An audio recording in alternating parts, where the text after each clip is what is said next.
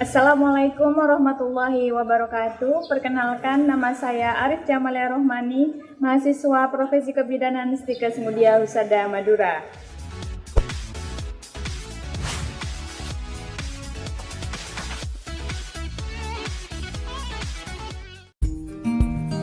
Baik, pada kesempatan kali ini saya akan menjelaskan sebelumnya saya akan menjelaskan bagaimana dan apa anemia pada kehamilan itu sendiri.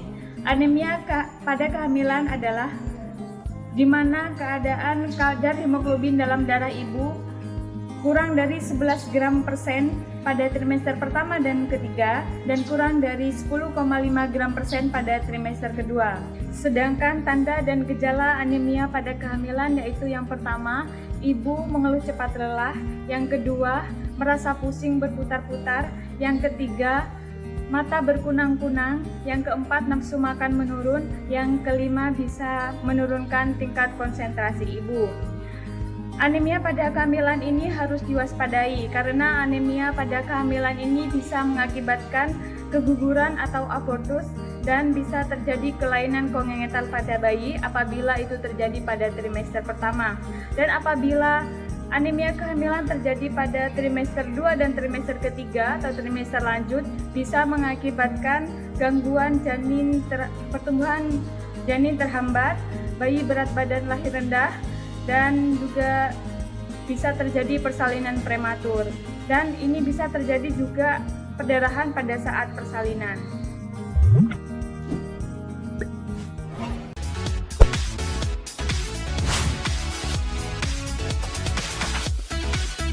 Bismillahirrahmanirrahim. Assalamualaikum warahmatullahi wabarakatuh. Selamat pagi. Perkenalkan, saya mahasiswi Profesi Kebidanan Stikes Mudia Husada Madura. Upaya yang dapat dilakukan untuk mencegah dan menanggulangi kekurangan zat besi antara lain: 1. Dengan pemberian tablet tambah darah atau pemberian zat besi. 2. Penyuluhan tentang gizi yang lebih ditekankan kepada gizi seimbang. Yang ketiga, bisa melalui pendekatan berbasis herbalis.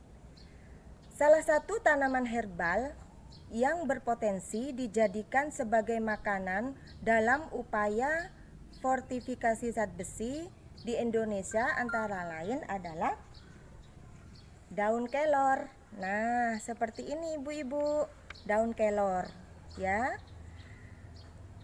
Kandungan zat besi dalam daun kelor bubuk mencapai 60,5 mg per 100 gram.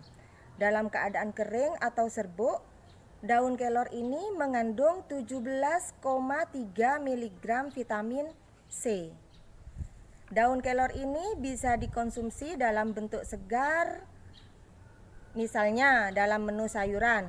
Kalau mau dikonsumsi dalam bentuk segar atau dalam bentuk sayuran, kita memilih daun kelor yang muda seperti ini.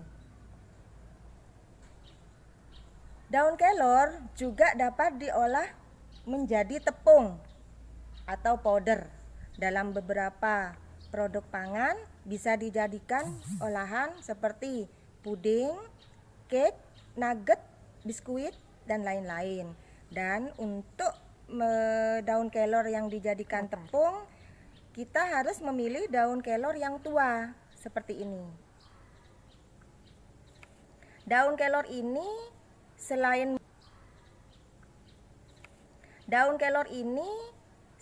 murah juga mudah didapat di sekitar rumah kita, apalagi sekarang musim hujan. Jadi banyak tumbuh daun kelor, dan daun kelor ini mudah tumbuhnya ibu-ibu. Sekali ambil batangnya, kita tancapkan, kita siram tiap hari, itu akan hidup. Jadi tidak perlu mahal, tapi banyak manfaatnya daun kelor ini, khususnya dalam mencegah dan menanggulangi kekurangan zat besi pada ibu hamil. Oleh karena itu, saya mengajak ibu-ibu hamil untuk telur. Ayo cegah dan atasi anemia ibu hamil dengan mengkonsumsi daun kelor.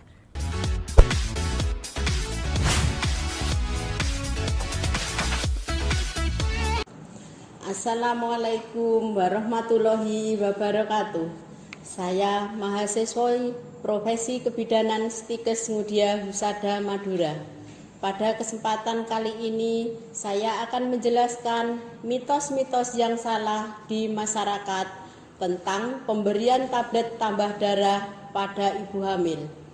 Mitos ke-1, masih ada anggapan bahwa hanya perempuan yang sering menderita anemia. Faktanya, siapapun bisa menderita anemia yang ditandai rendahnya kadar hemoglobin dalam darah. Oleh karena itu, kita perlu mengetahui kadar Hb dalam darah dengan cara tes darah ke laboratorium.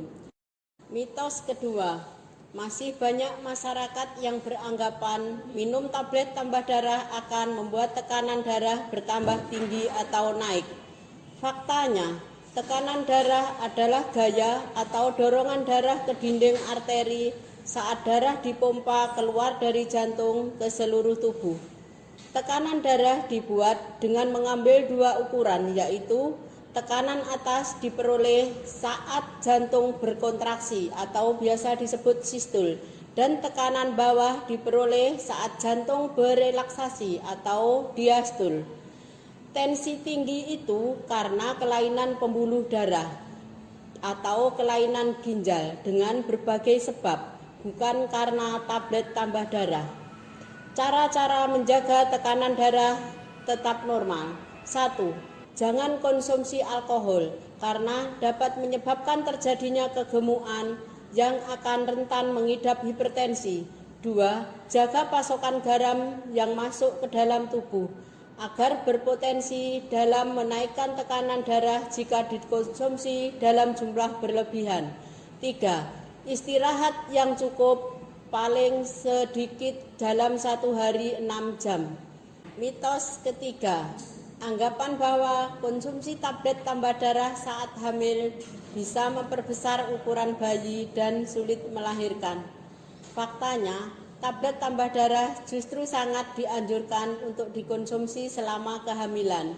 Pasalnya, kebutuhan zat besi saat hamil lebih besar, sehingga sulit terpenuhi jika hanya mengandalkan asupan makanan dan minuman.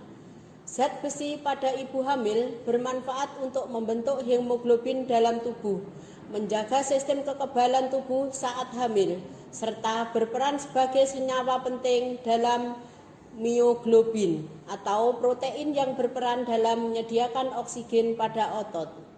Bila tubuh memiliki cukup persediaan zat besi, suplemen tersebut akan dibiarkan larut dan keluar melalui feses. Tetapi kalau kita anemia, maka zat besi dalam tablet tambah darah itu akan diserap.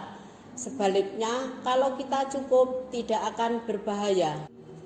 Faktor-faktor yang mempengaruhi bayi besar dalam kandungan. 1. Usia ibu saat hamil berusia di atas 35 tahun. Resiko terjadi bayi akan lebih besar. 2. Kurangnya asupan cairan. Saat janin tumbuh semakin besar dan menekan kandung kemih, biasanya ibu akan malas minum air. Padahal kebiasaan ini justru beresiko membuat janin tumbuh terlalu besar. Pada dasarnya, salah satu peran minum air bagi tubuh adalah membersihkan ginjal dari gula.